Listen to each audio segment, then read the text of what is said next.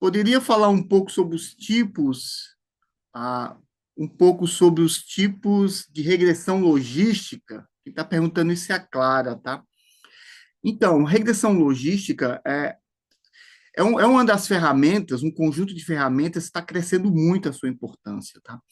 Antigamente, os softwares, eles faziam mais análise de regressão, que era regressão simples e múltipla. Mas eles não falavam muito em regressão logística, tá? Deixa eu voltar de novo aqui, tá? Para poder compartilhar de novo aqui para vocês. O que que acontece? Vamos só lembrar o conceito básico da regressão logística, tá? Nós temos aqui como regra geral,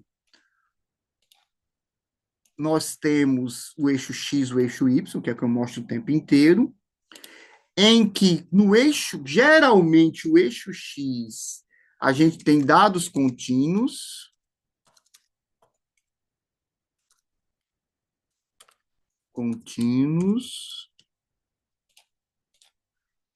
e geralmente no eixo X a gente tem dados contínuos também, e aqui a gente tem dados contínuos ou discretos. Essa é a regra geral, gente. Por muito e muitos anos, eu sempre focava muito nisso.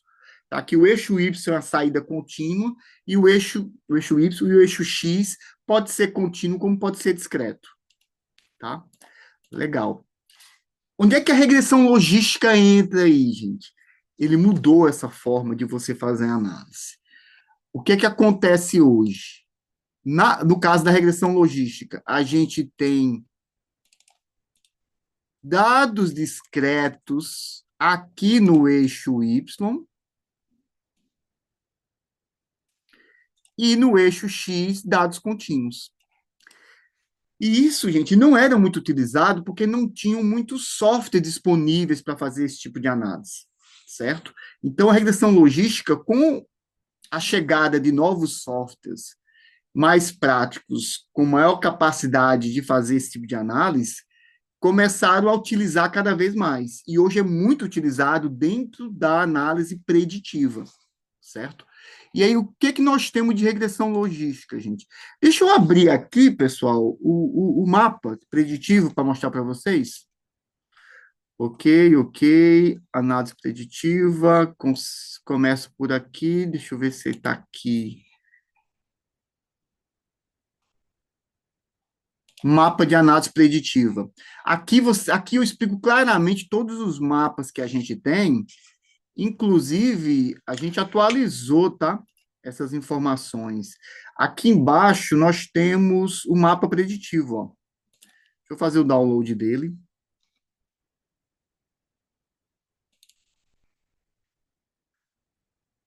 Nossa, ele abriu algo que tem nada a ver. Aqui. Pronto. Olha a quantidade, gente, de informação que a gente tem apenas para análise preditiva, tá? Ó. Notem que aqui no eixo Y agora eu coloquei contínuo e discreto. Antes era só contínuo, tá?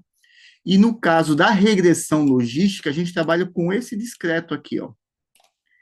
Então, esse fluxo aqui, ele vai te direcionar para a melhor ferramenta preditiva, tá legal? Lembrando que isso é um produto exclusivo nosso, tá? Da Learning by Work. Então, se a gente for fazer a análise aqui da preditiva e tentar identificar, ela começa junto aqui nessa pergunta, ó. A saída Y é contínua ou discreta? O eixo Y. Se a saída é discreta, então a gente tem o quê?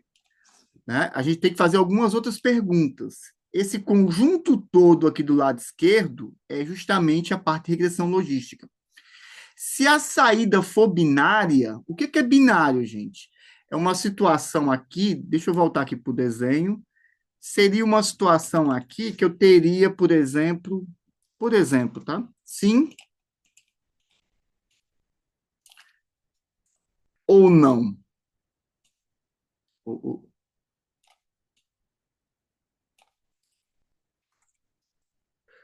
Pronto. Então, imagina uma situação, deixa eu ver se eu consigo desenhar aqui.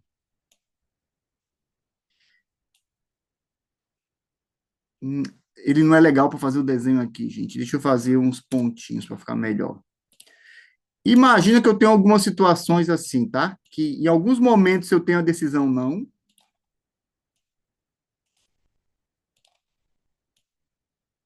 e de alguma forma depois eu começo a mudar de opinião, vou para a decisão sim.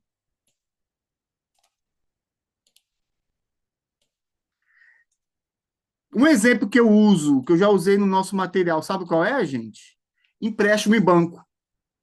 Então, imagina uma situação aqui em que eu tenho que fazer um empréstimo, tá? De valores, tá? Eu estou falando aqui de reais.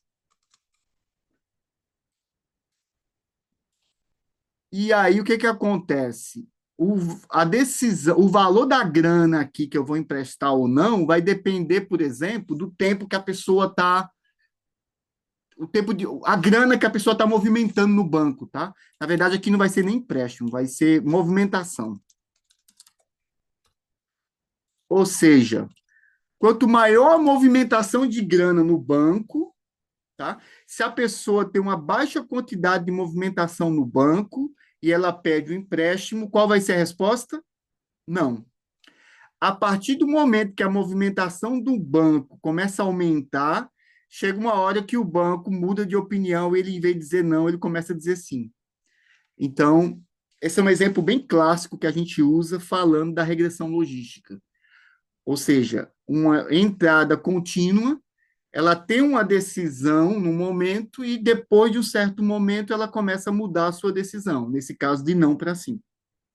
Isso aqui seria regressão binária. Por quê? Porque eu tenho duas opções, o sim e o não, tá bom? Voltando aqui para o nosso mapa, gente. Cadê o nosso mapa? Que eu preciso lembrar onde eu coloquei. Ah, deixa eu pegar aqui. Deixa eu abrir de novo. Ele está aqui. Ok. Esse é o exemplo de regressão logística binária.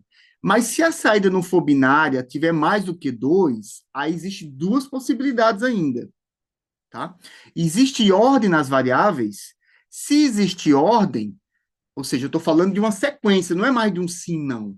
Eu posso colocar uma situação tipo assim, fraco, médio, forte, algo nesse sentido. Se ele tiver uma ordem, aí eu já não uso a regressão logística binária, eu uso a regressão logística ordinal, tá? E se não houver ordem, aí a gente pode ir para a regressão logística nominal, tá? Sendo que ainda ele quebra mais um pouco ainda, tá? Não sei se está na frente de vocês a parte que está compartilhando aqui, mas o que é que nós temos aqui ainda? Deixa eu ver como é que eu faço aqui para mudar. Ah, mudar de posição. Já sei aqui. Pronto. Se, né, então, resumindo de novo, se eu tiver saída binária, eu tenho regressão logística binária. Se tiver ordem, vai ser regressão logística ordinal. E o que sobrou foi regressão logística nominal, que são nomes. Tá? Não tem ordem, nem são apenas duas opções. Só que ainda ele vai mais longe, que isso é uma coisa, inclusive, nova em alguns softwares. Se eu tiver regressão logística nominal com muitas categorias, eu posso trabalhar tanto com a árvore de decisão, que é o CART, como com o Random Forest. Não é Forest, não, tá? É Forest. Tá? Vou até corrigir isso aí. Tá certo? Então, isso aqui já é um avanço mais ainda das regressões. Isso é regressão, gente, do ponto de vista estatístico, não, tá? Regressão oficialmente é a binária, nominal e ordinária. Mas nós temos a árvore de decisão e o Randolph Forest que faz o mesmo trabalho, tá bom? Só que ele trabalha com chance, com probabilidade, e não com equações matemáticas como a gente trabalha na regressão. Tá bom, gente? Eu não sei se eu facilitei mais ou menos do que qual é a intenção de vocês nisso, se vocês estão entendendo ou não corretamente, mas eu apenas estou explicando o geral da regressão logística que a gente tem disponível no mercado e tem aqui também no nosso curso. Tá bom? Ok, pessoal? Ficou alguma dúvida aqui? Ou vocês querem que eu fale um pouco mais sobre isso? Foi só uma ideia geral sobre a regressão, tá?